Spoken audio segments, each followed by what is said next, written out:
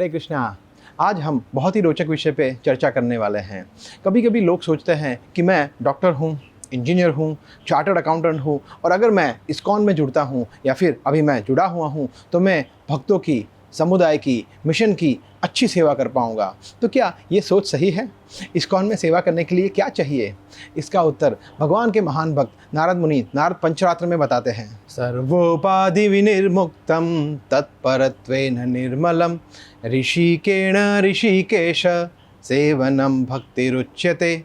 नारद मुनि कहते हैं सर्वोपाधि, हमें सभी प्रकार की उपाधियों से, जैसे कि मैं इंडियन हूँ, अमेरिकन हूँ, स्टूडेंट हूँ, बिजनेसमैन हूँ, हाउसवाइफ हूँ, डॉक्टर हूँ, ये हूँ, वो हूँ, सभी से विनिर्मुक्तम, मुक्त होना है। और फिर ऋषिकेण ऋषिकेश सेवनम, ऋषि का मतलब है हमारी इंद्रिय और ऋषिकेण मतलब इंद्रियों से, ऋषिकेश मतलब इंद्रियों के स्वामी भगवान श्री कृष्ण की सेवा में जुड़ना है, सेवनम, और इसे भक्ति कहते हैं, भक्ति रुच्यते।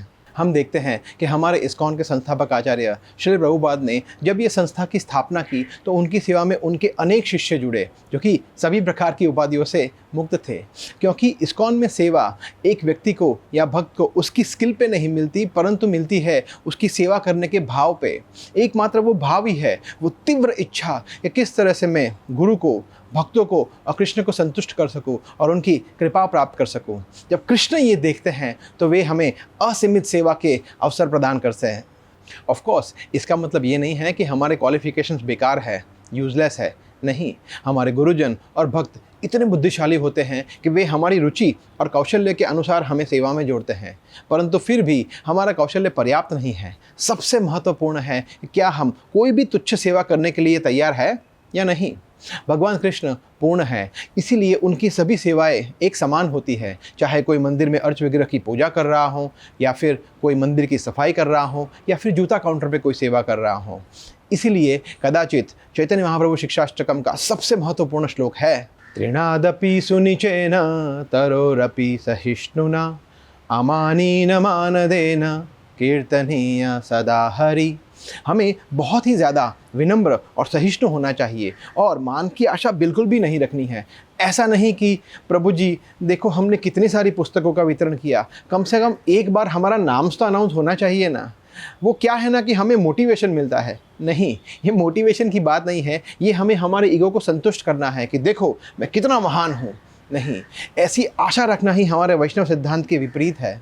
जैसे मान लो एक भक्त बड़ी ही निष्ठा से 4 घंटे भगवत गीता का वितरण करने का प्रयास कर रहा है, परंतु उसकी एक भी पुस्तक वितरित नहीं हुई। उसके विपरीत एक दूसरा भक्त है जिसने आधे घंटे में ही 10 पुस्तकों का वितरण कर दिया। तो आपको क्या लगता है किसको ज़्यादा कृपा मिलेगी? उसी भक्त ने जिसने 10 पुस्तकों का वितरण किया? नहीं, दोनों को सेम कृपा मिलेगी, या फिर शायद उस भक्त को ज़्यादा जिसने ज़्यादा समय कृष्ण की सेवा में दिया। तो अगर हम कोई भी भौतिक इच्छा न रखते हुए भगवान कृष्ण की सेवा में जुड़ते हैं तो कृष्ण हमें निरंतर अपनी सेवा में व्यस्त रखते हैं, न केवल इस जीवन में परंतु इस जीवन के बाद भगवत धाम, कृष्णलोक या गोलोक वृंदावन में भी। हरे कृष्णा।